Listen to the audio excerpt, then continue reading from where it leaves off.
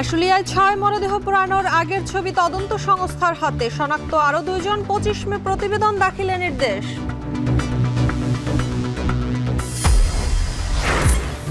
অভিনেতা ইরিশ জাকেরের বিরুদ্ধে জুলাই হত্যা মামলা করেনি সরকার, বললেন সংস্কৃতি উপদেষ্টা। প্রকৃত ঘটনা তদন্ত করবে পুলিশ।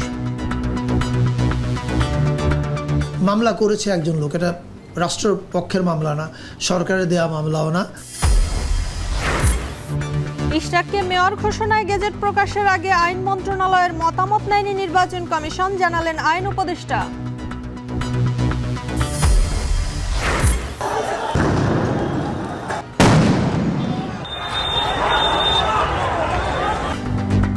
তিন কলেজের শিক্ষার্থীদের সংঘর্ষে ক্ষতির মুখে ব্যবসায়ীরা, পিছু ছাড়ছে না প্রতিদিনের আতঙ্ক, প্রশাসনকে কঠোর হওয়ার দাবি। 60-70 বার 80 বারও দেখছি মারামারি, এটা কোনো হিসাব নাই। এভাবে হলে ভাই রাস্তায় ভিক্ষা করতে হবে, থালা হাতে নিয়ে বসে থাকতে হবে। দুই একজনের বিরুদ্ধে আইনি ব্যবস্থা নিলেই কিন্তু পরবর্তীতে অন্যরা করতে সাহস পাবে না। ভারত পাকিস্তান সীমান্তের নিয়ন্ত্রণ রেখায় ফের গোলাগুলিতে চরম উত্তেজনা। কাশ্মীর ইস্যুতে স্বচ্ছ তদন্তের পক্ষে চীনের সমর্থন।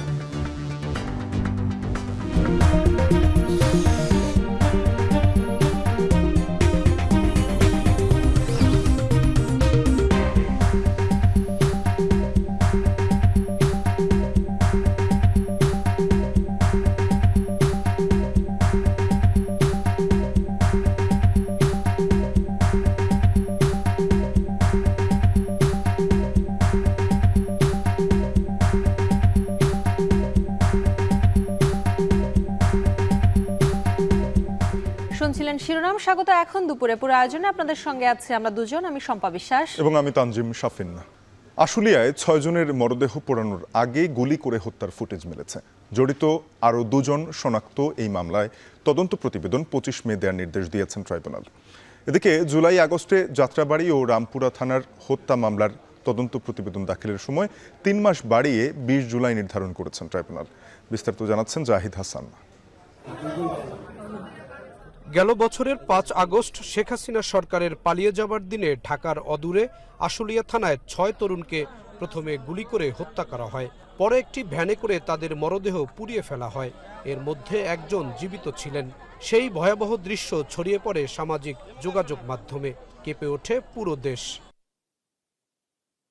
সোমবার বিচারপতি গোলাম মর্তুজা মজুমদারের নেতৃত্বে 3 সদস্যের ট্রাইব্যুনালে প্রসিকিউশন টিম জানায়, আশুলিয়া থানায় মরদেহ পুড়িয়ে দেওয়ার আগে গুলি করার ফুটেজ পাওয়া গেছে। নতুন করে আরও 2 জনকে শনাক্ত করা হয়েছে। তাই ট্রাইব্যুনাল 1 মাস সময় বাড়িয়ে 25 মে তদন্ত প্রতিবেদন দাখিলের দিন ধার্য করেন। এ মামলায় হাজির করা হয় সাবেক অতিরিক্ত পুলিশ সুপার আবদুল্লাহেল কাফি, শাহিদুল ইসলাম, ওসি আরাফাত হোসেন। এই মামলা তদন্ত রিপোর্ট দাখিলের শেষ পর্যায়ে আমরা দেখতে পেলাম যে যারাকে পোড়ানো হয়েছে তাদের হত্যার ভিডিওটা আমাদের সামনে আসছে। এই বিষয়ে তদন্ত সমাপ্ত করার জন্য কিছুদিন সময় দরকার, এই জন্য আমরা 1 মাস সময় চেয়েছিলাম। অনারেবল ট্রাইব্যুনাল এটা মঞ্জুর করেছে। এদিন 4 মামলায় সাবেক আইজিপি চৌধুরী আবদুল্লাল মামুন, সাবেক সেনা কর্মকর্তা জিয়াউল আহসান সহ 13 পুলিশ সদস্যকে আন্তর্জাতিক অপরাধ ট্রাইব্যুনালে হাজির করা হয়। এর মধ্যে যাত্রাবাড়ি থানার হত্যা মামলায় আইজিপি চৌধুরী আবদুল্লাল মামুন, সাবেক সেনা কর্মকর্তা জিয়াউল আহসানকে হাজির করা হয়। 3 মাস পিছিয়ে আগামী 20 জুলাই তদন্ত প্রতিবেদন দাখিলের নির্দেশ দেওয়া হয়েছে। আর রামপুরার কার্নিশে ঝুলে থাকা এক যুবককে হত্যা মামলার তদন্ত প্রতিবেদনও একই তারিখে দাখিল করতে বলা হয়েছে। এছাড়া নরসিংদী জেলা ছাত্রলীগের সভাপতি রবিউলকে হত্যা মামলায় কারাগারে পাঠিয়েছে ট্রাইব্যুনাল। একই সঙ্গে সাবেক মন্ত্রী দীপুমনির প্যারোলের আবেদন আমলে নেয়নি আন্তর্জাতিক অপরাধ ট্রাইব্যুনাল। জাহিদ হাসান, এখন, ঢাকা। এদিকে জুলাই আগস্টের ধানমন্ডি থানার হত্যা মামলায় ডিবির সাবেক ডিসি মশিউর রহমান, এক্সিম ব্যাংকের সাবেক চেয়ারম্যান নজরুল ইসলাম মজুমদার ও ঢাকা মহানগর আওয়ামী লীগের সাবেক সাধারণ সম্পাদক শাহ আলম মুরাদকে গ্রেপ্তার দেখিয়েছেন আদালত। এছাড়া এদিন নিষিদ্ধ সংগঠন ছাত্রলীগ নেত্রী খাদিজা আক্তার উর্মিকে ধানমন্ডি থানার মামলায় ও মিরপুর থানার মামলায় ব্যারিস্টার তুরিন আফরোজকে গ্রেপ্তার দেখানো হয়েছে। সোমবার তাদের প্রত্যেককে সিএমএম আদালতে হাজির করে নতুন করে গ্রেপ্তার দেখানোর আবেদন জানান মামলার তদন্তকারী কর্মকর্তা। এর আগে তারা প্রত্যেকেই কয়েক দফায় রিমান্ড শেষে কারাগারে ছিলেন।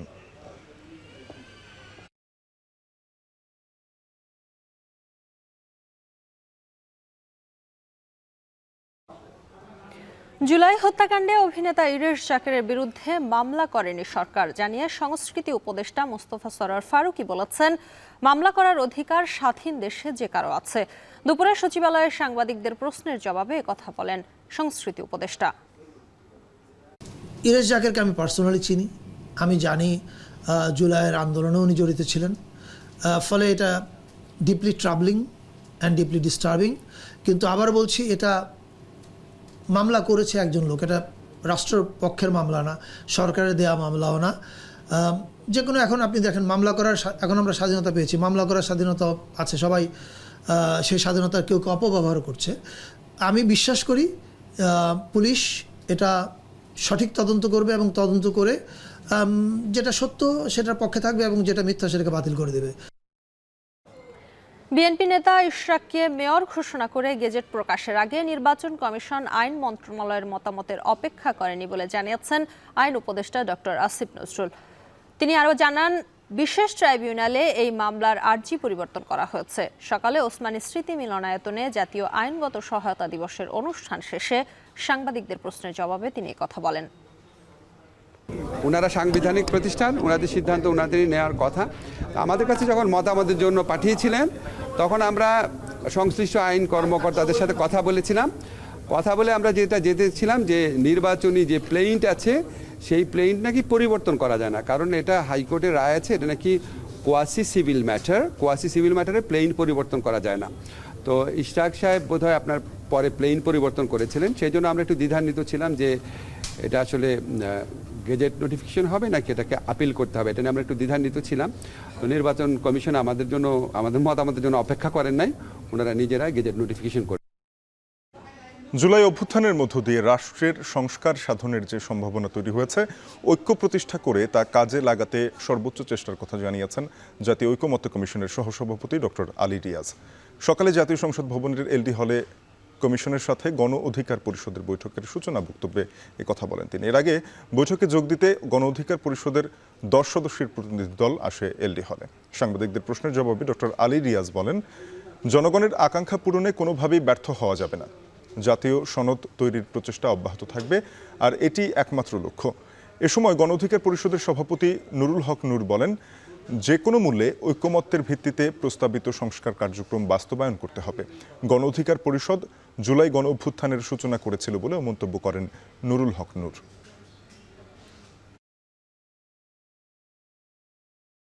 আজকের এই আমাদের বসা এবং আজকের এই আলোচনা, এটা বাংলাদেশের আগামীর অগ্রযাত্রার জন্য একটি গুরুত্বপূর্ণ অধ্যায় রচনা করবে, সেই প্রত্যাশা নিয়ে আমরা এখানে এসেছি। ফ্যাসিবাদ বিরোধী আন্দোলনের একটা নতুন পর্যায়ের সূচনা হয়েছিল, যারই ধারাবাহিকতায় আমরা দেখতে পেয়েছি 2024 সালে কোটা সংস্কার আন্দোলন এবং পরবর্তী সময়ে একটি অভূতপূর্ব অভাবনীয় একটি গণ অভ্যুত্থান। সেই অর্থে ফ্যাসিবাদ বিরোধী গত 16 বছরের সংগ্রামে আপনারা অগ্রগণ্য ভূমিকা পালন করেছেন। সংস্কারের প্রস্তাব বিষয়ে ঐকমত্য কমিশনের সঙ্গে গণ অধিকার পরিষদের বৈঠক চলছে, সেখানে আছেন সহকর্মী জাবেদ আবদুল্লাহ। তথ্য জানতে যাব তার কাছে। জাবেদ, বৈঠকের শুরুতে সংস্কার কমিশনের সহসভাপতি এবং গণ অধিকার পরিষদের সভাপতি, তারা দুজনেই জাতীয় ঐকমত্য কমিশনের যে প্রচেষ্টা সেখানে জানিয়েছেন যে আসলে জাতীয় ঐকমত্য প্রতিষ্ঠা করতেই হবে এবং সংস্কারগুলো বাস্তবায়ন করতে হবে। নতুন করে কোনো বক্তব্য এসেছেন কিনা? শাফিন, মূলত 5 আগস্টের আগেই রাষ্ট্রের নানা বিভাগে কিন্তু ক্ষত দেখা দেয়। সেই ক্ষত সারাতে রাষ্ট্র সংস্কার বা মেরামত যাই বলেন সেটিকে লক্ষ্য করি কিন্তু বেশ কয়েকটি, অর্থাৎ আইন, বিচার, সংসদ, এছাড়া পাশাপাশি নির্বাচন ব্যবস্থা, জনপ্রশাসন মন্ত্রণালয়, পুলিশ, সংবিধান ও যে নির্বাচন ব্যবস্থার যে সংস্কার কমিশন আছে, সেই এরকম 6টি কমিশন মূলত গঠন করা হয়। সেখানে এই জাতীয় ঐকমত্য কমিশন 166টি সুপারিশ দেয় রাজনৈতিক দলগুলোর কাছে, সেটিরই ধারাবাহিকতায় রাজনৈতিক দলগুলোর সাথে বৈঠক শুরু হয়। আজও সেই পালা করে জাতীয় যে গণ অধিকার পরিষদ রয়েছে সেই গণ অধিকার পরিষদের সঙ্গে জাতীয় ঐক্যমত্য কমিশনের বৈঠক চলছে। প্রায় 3 থেকে 3.5 ঘন্টা এরই মধ্যে হতে চললো গণ অধিকার পরিষদের বৈঠকটি। এরই মধ্যে যে এলডি হল জাতীয় সংসদ ভবন সেখানে অনুষ্ঠিত হচ্ছে। এর নেতৃত্ব দিচ্ছেন গণ অধিকার পরিষদের সভাপতি নুরুল হক নুরু। 10 সদস্যের প্রতিনিধি দল যে বৈঠক করছে সেই বৈঠকের মধ্যে থেকে আমরা জানতে পেরেছি যে 166টি যে সুপারিশ দিয়েছিল ঐক্যমত্য কমিশন রাজনৈতিক দলগুলোকে, তার মধ্যে থেকে 127টিতে একমত হয়েছে রাজনৈতিক দলগুলো এবং 23টিতে আংশিক সমর্থন রয়েছে রাজনৈতিক দলগুলোর, যার মধ্যে 15টি বিষয়ে কিন্তু এখনো রাজনৈতিক দলগুলো ঐক্যমত্যে পৌঁছাতে পারেনি। ঐক্যমত্য কমিশনের যিনি সহসভাপতি রয়েছেন অধ্যাপক আলী রিয়াজ, তিনি মোটা দাগে যে বিষয়টি বলছেন যে সুপারিশগুলো রয়েছে সেখানে রাজনৈতিক দলগুলোর মত থাকবে, দ্বিমত থাকবে। মত যেগুলো থাকবে সেই বিষয়গুলোকে নিয়েই জুলাই এবং জাতীয় সনদ তৈরি হবে এবং জুলাইয়ের যে আকাঙ্ক্ষা সেই চেতনাকে আরও দৃঢ় করার জন্য সব রাজনৈতিক দলকে একতাবদ্ধ হতে হবে এবং নিজেদের মধ্যে ঐক্য ধরে রাখার উপরে কিন্তু তিনি গুরুত্ব আরোপ করেছেন। রাজনৈতিক দলগুলো গণ অধিকার পরিষদের যে নেতা নুরুল হক নুরু, তিনি বলেছেন যে এই যে মোটা দাগে যে সুপারিশগুলো রয়েছে সেগুলোতে তারা এখন পর্যন্ত কিছু কিছু বিষয়ে একমত হতে পেরেছেন। এই সুপারিশগুলো নিয়েই মূলত ভিতরে রুদ্ধতার বৈঠক হচ্ছে। আমরা জানতে পেরেছি যে আর 45 মিনিট পরেই এই বৈঠকটি শেষ হবে। শেষ হলে আমরা হয়তো গণ অধিকার পরিষদের যে দাবি দেওয়া রয়েছে বা যে বিষয়ে তারা একমত হয়েছেন, যে বিষয়ে তারা সুপারিশে আসলে দ্বিমত পোষণ করেনি সেই বিষয়গুলো আমরা জানতে পারবো এবং পরবর্তী সংবাদে আপনাদেরকে আমরা সে বিষয়ে আরও জানতে পারবো। একটু জানিয়ে রাখি যে 12 ফেব্রুয়ারি মূলত এই যে ঐক্যমত্য কমিশন সেটি গঠন করা হয়েছিল। 15 ফেব্রুয়ারি কিন্তু এর যাত্রা শুরু করে। এখন পর্যন্ত 20টি রাজনৈতিক দল কিন্তু ঐক্যমত্য কমিশনের সঙ্গে বৈঠক করেছে। আগামীতে এই বৈঠক আরও হবে বলে কিন্তু আমরা জানতে পেরেছি। তো এই ছিল আমার কাছে জাতীয় সংসদ ভবনের এলডি হল থেকে শাফিন সবশেষ পরবর্তী সংবাদে আপনার সঙ্গে আমরা আবারও যুক্ত হব। সহকর্মী জাবেদ আব্দুল্লাহ যুক্ত হয়েছিলেন জাতীয় ঐক্যমত্য কমিশনের সঙ্গে গণ অধিকার পরিষদের বৈঠক নিয়ে জানাতে। ঢাকা সিটি ও ধানমন্ডি আইডিয়াল কলেজের শিক্ষার্থীদের বারবার সংঘর্ষে আর্থিক ক্ষতির মুখে পড়ছে ব্যস্ততম নিউ মার্কেট সহ আশপাশের এলাকার ব্যবসায়ীরা। এ নিয়ে প্রতিদিনই আতঙ্কে দিন পার করতে হচ্ছে বলে জানান তারা। এদিকে ওই এলাকায় গুরুত্বপূর্ণ সব সরকারি বেসরকারি অনেক হাসপাতালে চিকিৎসক দেখাতে এসেও বিপাকে পড়তে হয় রোগী এবং স্বজনদের। সমস্যা সমাধানে উস্কানিদাতাদের আইনের আওতায় আনার দাবি শিক্ষার্থীদের। আরও জানাচ্ছেন সানি মৃধা।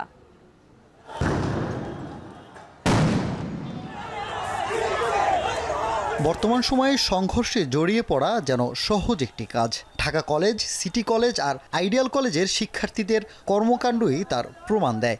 আমাদের কলেজের গেটে লাথি মারছে তারা। দিন, সপ্তাহ কিংবা মাস নিয়মিত বিরতি দিয়ে চলে সংঘর্ষ। এমন সংঘর্ষের দৃশ্য যেন মনে করিয়ে দেয় সত্যজিৎ রায়ের চলচ্চিত্র হীরক রাজার দেশের কথা। মন চাইলেই নেমে পড়া যায় মারামারি করতে। ঠুনকো ঘটনা, বিতর্ক কিংবা নিজেদের আধিপত্য বিস্তারে কলেজ ছেড়ে নেমে পড়েন রাজপথে। কেউ খুলে নেন প্রতিষ্ঠানের নামফলক, কেউ বা আবার বাহুর শক্তি দেখিয়ে অকারণে চালান ভাঙচুর। এতে ক্ষতির মুখে পড়েন পথচারী, পরিবহন সহ আশপাশের ব্যবসা প্রতিষ্ঠান।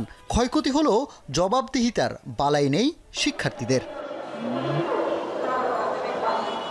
গত 8 মাসে 13 বার বড় ধরনের সংঘর্ষে জড়ায় এই 3 কলেজ। এতে সবচেয়ে বেশি ভুক্তভোগী হন সায়েন্স ল্যাব, নিউ মার্কেট সহ আশপাশের ক্ষুদ্র ও মাঝারি ব্যবসায়ীরা। হুটহাট সংঘর্ষের ঘটনায় প্রায় কয়েক হাজার ব্যবসায়ীকে থাকতে হয় আতঙ্কে। সেই সঙ্গে আর্থিক ক্ষতি তো আছেই। হুটহাট করে রাস্তাঘাটে হাঁটতে আসতে চলতে হুটহাট করে জান লাগাই দেয়। আগে তার স্টুডেন্ট দেখে আগে অন্যরকম একটা দেখায় যে আমরা স্টুডেন্ট। 60-70 বার 80 বারও দেখছি মারামারি, এটা কোনো হিসাব নাই। 35 বছর ধরে দোকানদারি করি, বুঝেন না? অনেক ক্ষতিগ্রস্ত হয়, সেই কারণে আমরা দোকান অফ করে দাঁড়ায় থাকি অথবা বাসায় চলে যাই। যে মারামারিটা চলতেছে এভাবে হলে ভাই রাস্তায় ভিক্ষা করতে হবে, থালা হাতে নিয়ে বসে থাকতে হবে, এছাড়া আর কিছু করার থাকবে না আমাদের। 3 কলেজের সংঘর্ষে শুধু ব্যবসায়ীরাই নয়, ভোগান্তিতে পড়েন চলাচলকারী পথচারীরা। সড়ক বন্ধ থাকায় ঘন্টার পর ঘন্টা যানজটে নাকাল হয়ে যায় যাত্রীরা। লোকসান গুনতে হয় পরিবহন শ্রমিকদেরও। এছাড়া বিপাকে পড়েন আশপাশে থাকা হাসপাতালের রোগী ও তাদের স্বজনরা। ইনকাম বন্ধ হয়ে যায়, দেখা যায় একটা গাড়ির গ্যালস ভাঙ্গালায়, আবার পুরো সাইড গ্যালস ভাঙ্গালায়। যে সময় রাস্তা বন্ধ থাকে ওই সময় তেলের টাকা মহাজনের পকেট থেকে ভরে, আমরা বেতন পাই না। সকাল থেকে সন্ধ্যা পর্যন্ত কোনো যাতায়াত করতে পারিনি, পরে হাইটা বাসা যাওয়া লাগছে। বছরে 2-3 বারও গ্যাঞ্জাম হয় এবং সেই গ্যাঞ্জাম কয়েক ঘন্টা বিলম্ব রাস্তা বন্ধ থাকে, মানুষজন যেতে পারে না। কেন বারবার এমন সংঘর্ষ, কেনই বা ক্লাস ছেড়ে নিয়ম করে রাস্তায় নেমে আসা, এমন প্রশ্নে শিক্ষার্থীরা বলছেন সামাজিক মাধ্যমে উস্কানি কিংবা তুচ্ছ ঘটনা নিয়ে সূত্রপাত হয় সংঘর্ষের। এছাড়া কলেজের প্রশাসনিক দুর্বলতার কারণও অনেকটা দায়ী বলছেন তারা। ছাত্রদেরও মাঝে মাঝে গাফিলতি থাকে, প্লাস হচ্ছে প্রশাসনের দুর্বলতাও থাকে। এই সব মিলাই ঝিলে এর কোনো সুস্পষ্ট কোনো কারণ নাই, ঠিক আছে? তুচ্ছ একটা কারণ নিয়ে হয়তো অনেক বড় একটা বড়াই। সোশ্যাল মিডিয়া হচ্ছে এক কলেজ আরেক কলেজকে নিয়ে বিদ্রুপ মন্তব্য, ট্রোল, এটাই হচ্ছে মূলত এই গ্যাঞ্জাম বা এই সমস্যাগুলোর উৎপত্তি। শনাক্ত করে 2-1 বিরুদ্ধে আইনি ব্যবস্থা নিলেই কিন্তু পরবর্তীতে অন্যরা করতে সাহস পাবে না। তবে নিজেদের দায় এড়িয়ে সমাধানের বিষয়ে আশ্বাস দেয় ঢাকা কলেজ কর্তৃপক্ষ। একই সাথে দোষীদের চিহ্নিত করে শাস্তির আওতায় আনতে কাজ করছেন বলেও জানান তারা। তবে এ নিয়ে কথা বলতে চাননি সিটি কলেজ প্রশাসন। বলছেন যে না, আর কোনো ছাড় দেওয়া যাবে না। সিসি ক্যামেরা দেখে যাকে পাওয়া যাবে তার বিরুদ্ধে ব্যবস্থা নেওয়া হবে, এবং ঢাকা কলেজ যদি কোনো ছাত্রের বিরুদ্ধে ব্যবস্থা নেয় টিসি দেয় তাহলে সিটি কলেজে ভর্তি করবে না। আইডিয়াল বা কোথাও এই 3 কলেজ আশেপাশে বা প্রয়োজন নূর মোহাম্মদ, রাইফেলস, রৌফ এই কলেজগুলোতে তাদেরকে কোথাও ভর্তি করা হবে না। আমি এখন যে জায়গায় দাঁড়িয়ে আছি সেটাকে সংঘর্ষের হটস্পট বললেও খুব একটা ভুল হবে না, কারণ আমার ডান পাশে ঢাকা কলেজ আর বাঁ পাশে রয়েছে সিটি কলেজ। তুচ্ছ কিছু ঘটনায় নিয়ম করে এই 2 কলেজের প্রতিনিয়ত সংঘর্ষে জড়ানো নতুন কিছু নয়। এর ফলে ভোগান্তিতে পড়েন আশপাশের এলাকার বাসিন্দা ও ব্যবসায়ীরা। তারা চান এর স্থায়ী সুরাহা। আইনশৃঙ্খলা বাহিনী ও কলেজ প্রশাসন সমস্যা সমাধানের জন্য এরই মধ্যে নানা পদক্ষেপের কথা বললেও তা কতটা কার্যকর হবে সে প্রশ্নের উত্তরের অপেক্ষায় সবাই। সানিম বিধা, এখন, ঢাকা। শিক্ষার্থীদের অধিকার আদায়ে এক টেবিলে বসার নজির স্থাপন করল চট্টগ্রাম বিশ্ববিদ্যালয়ের সব ছাত্র সংগঠন। 35 বছর ধরে না হওয়া ছাত্র সংসদ নির্বাচনের আগামী জুনের মধ্যে করাসহ নানা দাবিতে একমত হয়েছেন ছাত্রনেতারা। হল দখল, আধিপত্য বিস্তার কিংবা অন্তর্কুন্দলে জড়িয়ে শিরোনাম হওয়া ছাত্র সংগঠনগুলোর ব্যতিক্রমী এ উদ্যোগকে স্বাগত জানিয়েছেন ছাত্র শিক্ষকরাও। চট্টগ্রাম থেকে শোয়েব রহমানের প্রতিবেদন। চট্টগ্রাম বিশ্ববিদ্যালয়ের চাকসু ভবন। কারো কাছে এই ভবনটির পরিচিতি কেবল ক্যান্টিন হিসেবে, কারো কাছে টেবিল টেনিস খেলার স্থান, আবার কেউ কেউ এটিকে ডাকেন কমিউনিটি সেন্টার হিসেবেও, কারণ প্রায়ই এখানে বিয়ের অনুষ্ঠানেরও আয়োজন হয়। অথচ এ ভবন হওয়ার কথা শিক্ষার্থীদের অধিকার আদায়ের কেন্দ্রস্থল। 90 সালের পর ছাত্র সংসদ নির্বাচন না হওয়ায় এটি এখন পরিত্যক্ত ভবন। এ ভবনের সবশেষ নির্বাচিত ভিপি নাজিম উদ্দিনও এখন আর বেঁচে নেই। শিক্ষার্থীদের হয়ে কথা বলার কেউ থাকুক, আমরা এটা প্রত্যাশা করি। সেই জায়গা থেকে আমরা চাই দ্রুত সময়ের মধ্যে ছাত্র সংসদ নির্বাচন চালু হোক। গেল 35 বছর ধরে চাকসুর নির্বাচনের দাবিতে নানা আন্দোলন হলেও এবারের চিত্র ভিন্ন ও ব্যতিক্রম। অভ্যুত্থানের পর ক্যাম্পাসে ক্রিয়াশীল সমস্ত সংগঠনই নির্বাচনের দাবিতে একাট্টা। সাধারণত ক্যাম্পাসে আধিপত্য বিস্তার, হল দখল সহ বিভিন্ন কারণে ছাত্র সংগঠনগুলোর কোন্দল যেন চিরচেনা দৃশ্য। এখন বিশ্ববিদ্যালয়ের ডান, বাম, মধ্যপন্থী সব সংগঠনের নেতারা বসেছেন এক টেবিলে।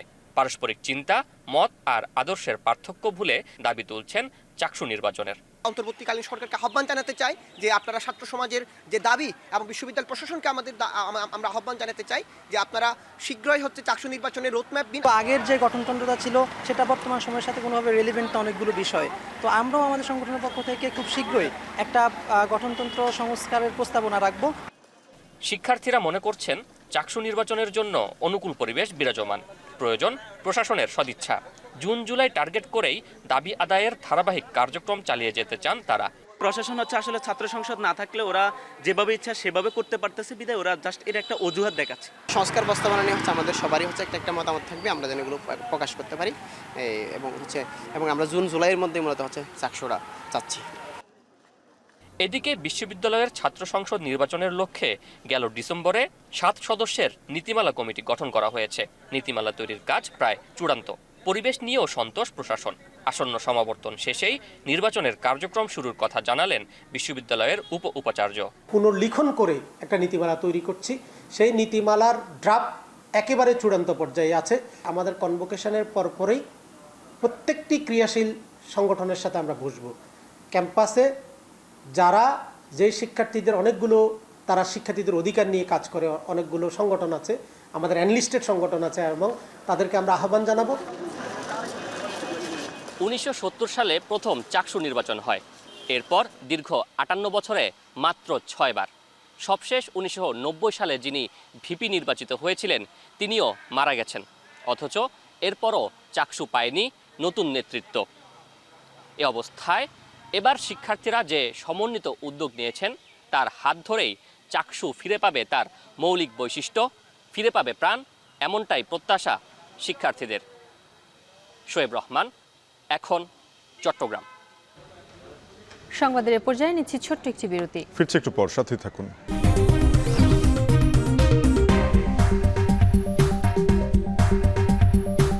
বিরতির পর আবারও স্বাগত। আপনারা দেখছেন এখন দুপুর। যারা দেশকে ভালোবাসে তারা কখনো পালিয়ে যেতে পারে না। জাতীয় প্রেস ক্লাবে প্রয়াত সাবেক সংসদ সদস্য মাওলানা আব্দুস সুবহানকে নিয়ে লেখা বইয়ের মোড়ক উন্মোচন অনুষ্ঠানে এমন মন্তব্য করেন জামায়াতের আমির ডাক্তার শফিকুর রহমান। একটা মানবিক বাংলাদেশ গড়ার জন্য আমরা দল মতের ঊর্ধ্বে উঠে জাতির স্বার্থে জাতীয় ব্যাপারে আমরা ঐক্যবদ্ধ হই, তাহলে এই জাতি বিজয়ী হবে। ব্যক্তিগতভাবে কেউ পরাজিত হতে পারে, কিন্তু জাতি বিজয়ী হয়ে যাবে ইনশাল্লাহ। আমি সবসময় বলি, দেশ এবং মানুষকে যারা ভালোবাসে তারা কখনো দেশ মানুষকে ছেড়ে পালিয়ে যেতে পারে না।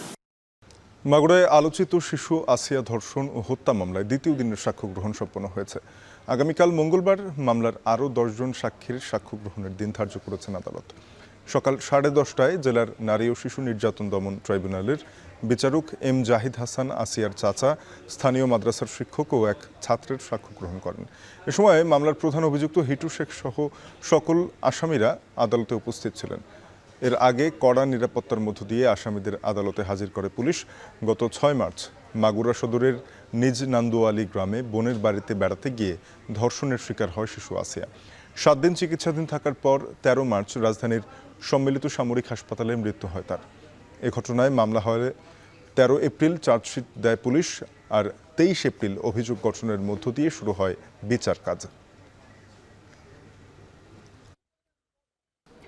Diploma in nursing science and midwifery কোর্সকে স্নাতক বা ডিগ্রির সমমানের দাবিতে আজও দেশের বিভিন্ন স্থানে বিক্ষোভ করেছেন শিক্ষার্থীরা। দাবি পূরণ না হলে কঠোর আন্দোলনের হুঁশিয়ারি দেন তারা। বৈরী আবহাওয়া উপেক্ষা করে বেলা 11টার দিকে শেরেবাংলা মেডিকেলের সামনে জড়ো হন বরিশালের বিভিন্ন সরকারি বেসরকারি নার্সিং কলেজের শিক্ষার্থীরা। বিক্ষোভে ব্যানার, প্লাকার্ড নিয়ে দাবি আদায়ে বিভিন্ন স্লোগান দেন তারা। একই দাবিতে ময়মনসিংহেও সরকারি বেসরকারি নার্সিং কলেজের শিক্ষার্থীরা বিক্ষোভ কর্মসূচি পালন করেন। দাবি আদায় না হলে ঢাকায় লং মার্চ সহ কঠোর আন্দোলনের হুঁশিয়ারি দেন তারা। এদিকে নার্সিং শিক্ষার্থীদের ওপর হামলা এবং নার্সিং রেজিস্ট্রারের পদত্যাগের দাবিতে মাথায় কালো কাপড় বেঁধে বিক্ষোভে অংশ নেন কিশোরগঞ্জের শিক্ষার্থীরা।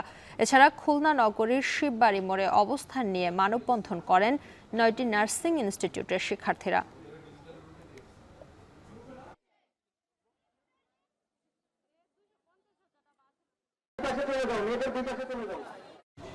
এখন দুপুরে নিচ্ছে আর একটা বিরতি। ফিরছি একটু পর।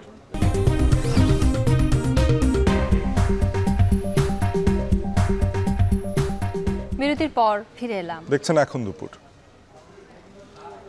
বর্ষা মৌসুমে শুরুর আগেই সামান্য বৃষ্টিতেই জলাবদ্ধতার কবলে মহানগরী। গুরুত্বপূর্ণ মহাসড়ক আর সরকারি স্থাপনাও। 2 সপ্তাহ আগে কয়েক মিলিমিটার বৃষ্টিতে এখনও ডুবে আছে চান্দনা চৌরাস্তা।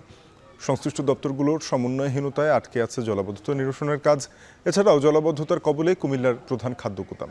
দীর্ঘদিন হাঁটু সমান পানিতে ডুবে থাকায় পরিত্যক্ত ঘোষণা করা হয়েছে 14টির মধ্যে 8টি গুদাম। সহকর্মীদের পাঠানো তথ্য, ছবিতে বিস্তারিত। গাজীপুরের প্রাণকেন্দ্র চান্দনা চৌরাস্তা ঢাকা ময়মনসিংহ ও টাঙ্গাইল মহাসড়কের সংযোগস্থল। দৈনিক হাজারো মানুষের চলাচল এই মহাসড়ক দিয়ে, অথচ সামান্য বৃষ্টিতেই 2 সপ্তাহ ধরে ব্যস্ততম এই মহাসড়কের পাশে সৃষ্টি হয়েছে জলাবদ্ধতা।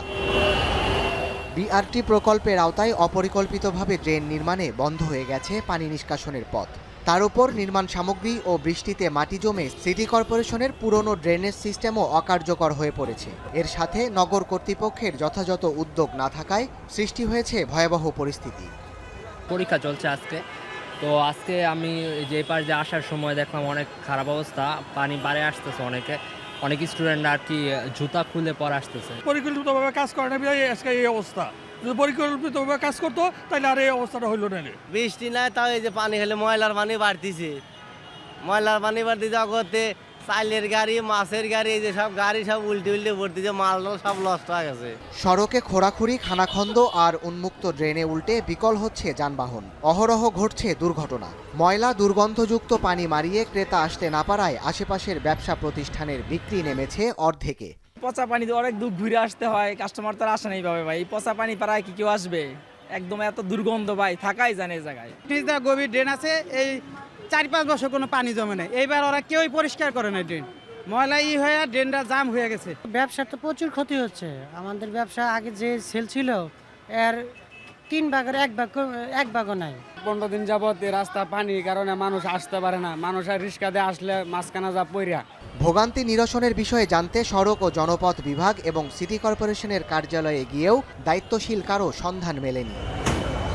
এদিকে কুমিল্লার ধর্মপুর এলাকায় জেলার প্রধান খাদ্য সংরক্ষণাগার ভাসছে কোমর সমান পানিতে। দীর্ঘদিন জমে থেকে পুরো এলাকা রূপ নিয়েছে বিষাক্ত পানির জলাশয়ে, আর গুদাম ঘরগুলোর চারপাশ পরিণত হয়েছে ময়লার ভাগাড়ে। শুকনো কিংবা বর্ষা সারা বছরই থাকে এমন দৃশ্য। আগে পানি নিষ্কাশনের ব্যবস্থা থাকলেও গুদামের পাশের ঢাকা চট্টগ্রাম রেলপথ উন্নয়ন কাজে সেই পথ বন্ধ হয়ে যায়। জলাবদ্ধতা আর স্যাঁতসেঁতে পরিবেশে নষ্ট হচ্ছে গুদামে সংরক্ষণে থাকা ধান, চাল ও গম।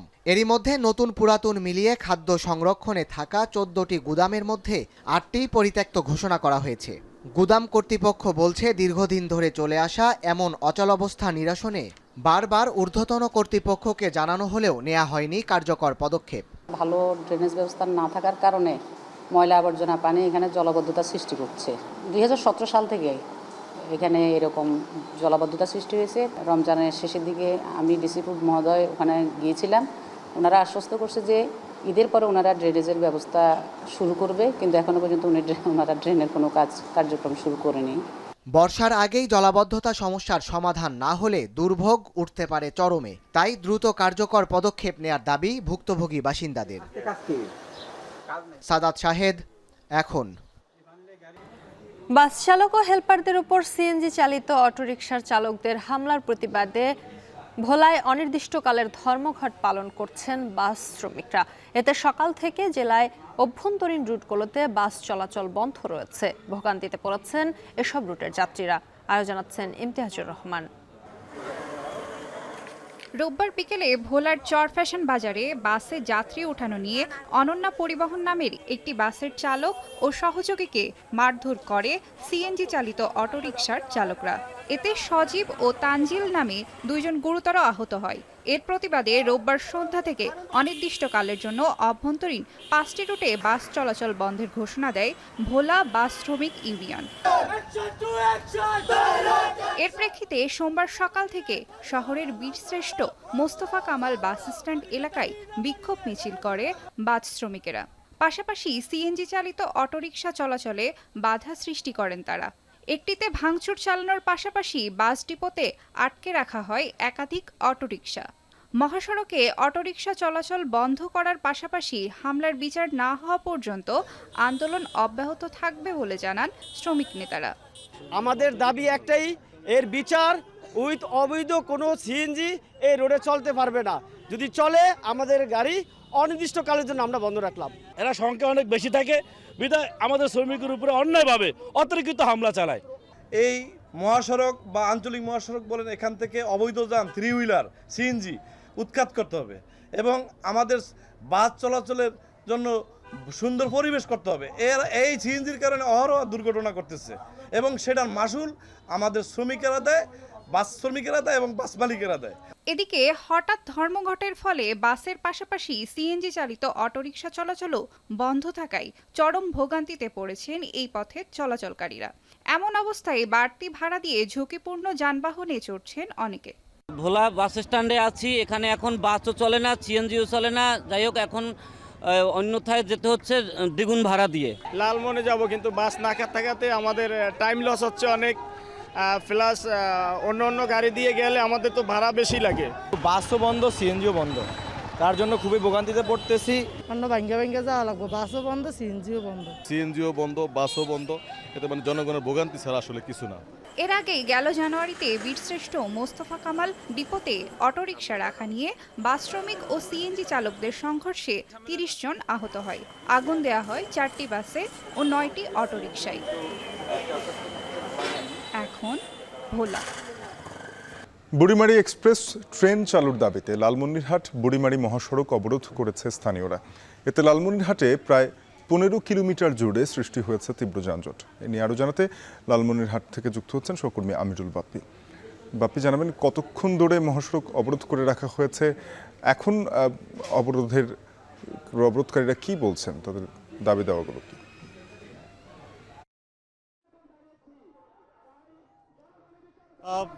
যে লালমনিরহাটের যে বুড়িমারি এক্সপ্রেস, এই এক্সপ্রেসটি বুড়িমারি যে স্থলবন্দর সেটি পর্যন্ত আসতো না, যার এই দাবিটি দীর্ঘদিন ধরেই করে আসছে এখানকার যারা স্থানীয় জনগণ আছে, যেন এই বুড়িমারি এক্সপ্রেসটি একদম বুড়িমারি স্থলবন্দর পর্যন্ত আসে।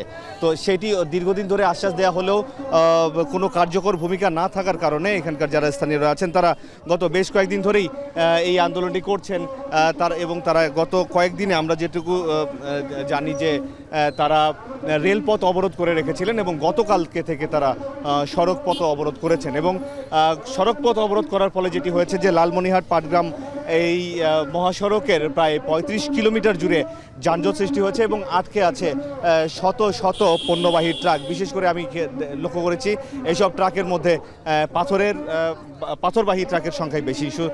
এবং এই যে ট্রাক চালকরা আমার কাছে বলছিলেন যে তারা গতকাল সন্ধ্যা থেকে এখানে আটকে আছে এবং তাদের অনেক দূর দূরান্তে যেতে হবে, দেশের বিভিন্ন প্রান্তে যেতে হবে যত দ্রুত সম্ভব।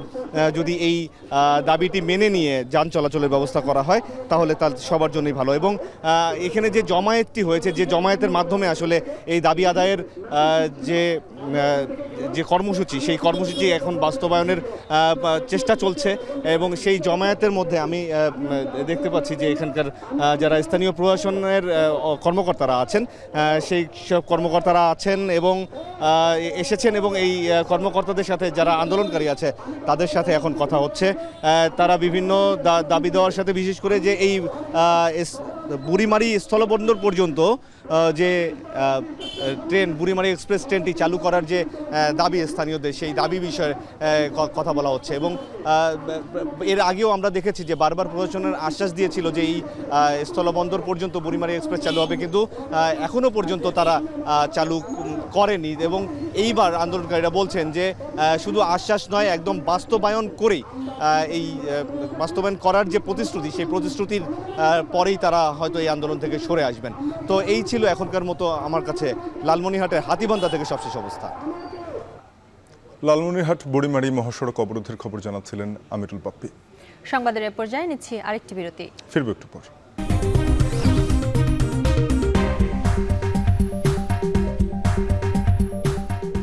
বিরতির পর ফিরে এলাম, দেখছেন এখন দুপুর। এবারে দেশের বাইরের খবর। পাকিস্তানের সঙ্গে ভারতের কূটনৈতিক সম্পর্ক ছিন্নের পর এবার শঙ্কা দেখা দিয়েছে প্রতিবেশী দেশ দুটির সরাসরি সংঘর্ষে জড়ানোর। টানা চতুর্থ দিনের মতো রোববার রাতেও সীমান্তে নিয়ন্ত্রণ রেখায় গোলাগুলি হয়েছে। মোদী সরকারের বিরুদ্ধে ফুঁসে উঠতে শুরু করেছে খোদ পাকিস্তানের কাশ্মীরের বাসিন্দারা। এমন পরিস্থিতিতে আজ জরুরি বৈঠকে বসেছেন ভারতের প্রধানমন্ত্রী নরেন্দ্র মোদী এবং দেশটির প্রতিরক্ষামন্ত্রী রাজনাথ সিং। জাহানারা ভূঁইয়ার প্রতিবেদনে থাকছে বিস্তারিত। জম্মু কাশ্মীরের পেহেলগাম হত্যাকাণ্ডে ভারত ও পাকিস্তানের মধ্যে উত্তেজনা দিন দিন বেড়েই চলছে। কূটনৈতিক সম্পর্কের ইতি টানার পর এবার দেখা দিয়েছে সরাসরি সংঘাতে জড়ানোর শঙ্কা। সেই শঙ্কায় এবার কিছুটা বাস্তবের পথে বলে মনে করছে ভারতীয় গণমাধ্যম এনডিটিভি। তাদের দাবি, রোববার ভারত পাকিস্তানের নিয়ন্ত্রণ রেখা লাইন অফ কন্ট্রোলে বন্দুক হামলা করে পাক সেনারা। ভারতীয় সেনাদের অভিযোগ, আইন লঙ্ঘন করে কুপওয়ারা ও পুঞ্চ জেলার বিপরীতে দুই দেশের নিয়ন্ত্রণ রেখায় গুলি ছোড়ে পাক সেনারা। ভারতও পাল্টা গুলি চালায়, তবে এতে কোনো হতাহতের ঘটনা ঘটেনি। এ নিয়ে টানা চতুর্থবারের মতো দুই দেশের সেনাদের গোলাগুলির ঘটনা ঘটে। দুদেশের এমন উত্তেজনাপূর্ণ পরিস্থিতিতে নৌমহড়া চালিয়েছে ভারত। রোববার সামাজিক যোগাযোগ মাধ্যমে যার ভিডিও প্রকাশ করে দেশটির নৌবাহিনী, যেখানে দেখা যায় অ্যান্টিশিপ মিসাইল পরীক্ষা হয়েছে মহড়ায়। কাশ্মীরের এই ঘটনায় সজাগ দৃষ্টি রাখতেই তাদের এই মহড়া বলে দাবি নয়াদিল্লির। ভারতের সঙ্গে যুদ্ধে জড়াতে প্রস্তুত খোদ পাকিস্তান নিয়ন্ত্রিত কাশ্মীরের জনগণও। এ নিয়ে সরাসরি মোদী সরকারকে চ্যালেঞ্জ ছুড়লেন তারা। दुनिया को पैगाम भी देना चाहता हूँ बिलखुसूस मोदी को कि इस वक्त इस बार अगर जंग हुई, अगर कश्मीर के किसी सेक्टर से हुई, तो अल्लाह के फजल करम से कश्मीर के तमाम नौजवान, तमाम बूढ़े बच्चे अपनी फौज के साथ मिलकर हम दफा भी करेंगे और हिंदुस्तान की मरम्मत भी करेंगे। এরই মধ্যে কাশ্মীরে পানি সরবরাহ বন্ধের হুঁশিয়ারি দিয়েছে ক্ষমতাসীন ভারত সরকার। সেই সঙ্গে এই অঞ্চলে অভিযান বাড়ানোরও ইঙ্গিত তাদের। তবে পরিস্থিতি যাই হোক, তা মোকাবেলা করতে অঙ্গীকারাবদ্ধ কাশ্মীরের জনগণ। पानी की जारियत की है, उसने बंद किया है, पानी शानी और धमकियाँ दे रहा है। इससे बिल्कुल हम बिल्कुल खौफज़दा नहीं है, वहाँ बिल्कुल पुरजोश है और फौज के शाना बिछाना इंशाल्लाह हम कश्मीरी लाइन ऑफ पेट्रोल पे फौज के शाना बिछाना खड़े हैं। तो हम इन धमकियों से, मैं मोदी को ये पैगाम देना चाहता हूँ कि हम इन धमकियों से डरने वाले नहीं है। ऐसी गिदड़ भक्तियाँ हमने बहुत देखी हैं। शहादत की मौत में आगे जाएँ, हम पीछे हटने वाले नहीं, डरने वाले भी नहीं। मौत से हम डरते नहीं हैं, चलो अल्लाह से डरते हैं। जी अल्लाह मदद करे हमारे फ़ायदे पाकिस्तान की, हमारी आवाम की। इंशाअल्लाह मोदी की इतनी जरूरत नहीं है कि पाकिस्तान की तरफ मैदी आग भी देख सके। গত 22 এপ্রিল ভারত নিয়ন্ত্রিত জম্মু কাশ্মীরের পেহেলগামে সন্ত্রাসী হামলায় নিহত হন 26 পর্যটক। এই ঘটনার সঙ্গে পাকিস্তানের সন্ত্রাসী গোষ্ঠী লস্কর-ই তৈয়বার ছায়া সংগঠন রেজিস্ট্যান্স ফ্রন্ট জড়িত বলে দাবি নয়াদিল্লির, যদিও গোষ্ঠীটি তা অস্বীকার করেছে। জাহানারা ভুঁইয়া, এখন বিশ্ব। বাংলাদেশ জিম্বাবুয়ের মধ্যকার টেস্ট ম্যাচের খবরাখবর জানাচ্ছিলেন সহকর্মী শোয়েব রহমান। এর সাথে শেষ করবো এখন দুপুর। তবে যাবার আগে শিরোনামগুলো জানিয়ে দিব আরও একবার। আশুলিয়ায় 6 মরদেহ পোড়ানোর আগের ছবি তদন্ত সংস্থার হাতে, শনাক্ত আরও 2 জন। 25 মে প্রতিবেদন দাখিলের নির্দেশ।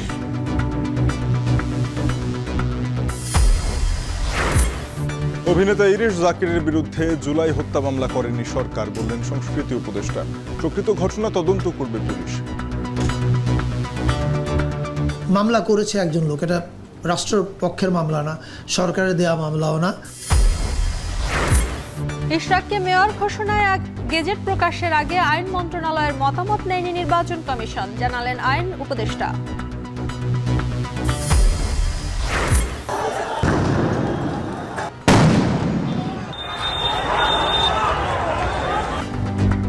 তিন কলেজের শিক্ষার্থীদের সংঘর্ষে ক্ষতির মুখে ব্যবসায়ীরা, কিছু ছাড়ছে না প্রতিদিনের আতঙ্ক, প্রশাসনকে কঠোর হওয়ার দাবি। 60-70 বার 80 বারও দেখছি মারামারি, এটা কোনো হিসাব নাই। এভাবে হলে ভাই রাস্তায় ভিক্ষা করতে হবে, থালা হাতে নিয়ে বসে থাকতে হবে। 2-1 বিরুদ্ধে আইনি ব্যবস্থা নিলেই কিন্তু পরবর্তীতে অন্যরা করতে সাহস পাবে না। ভারত পাকিস্তান সীমান্তের নিয়ন্ত্রণ রেখায় ফের গোলাগুলিতে চরম উত্তেজনা। কাশ্মীর ইস্যুতে স্বচ্ছ তদন্তের পক্ষে চীনের সমর্থন।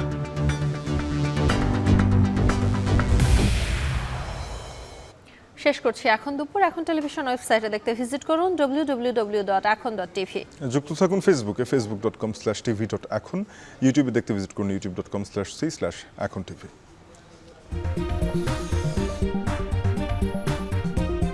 বান্ডেল থাকলে প্রতি সেনমানিতে টাকা বাঁচবে। বিকাশ সেনমানি বান্ডেল কিনে জিতুন প্রতি লেনদেনে।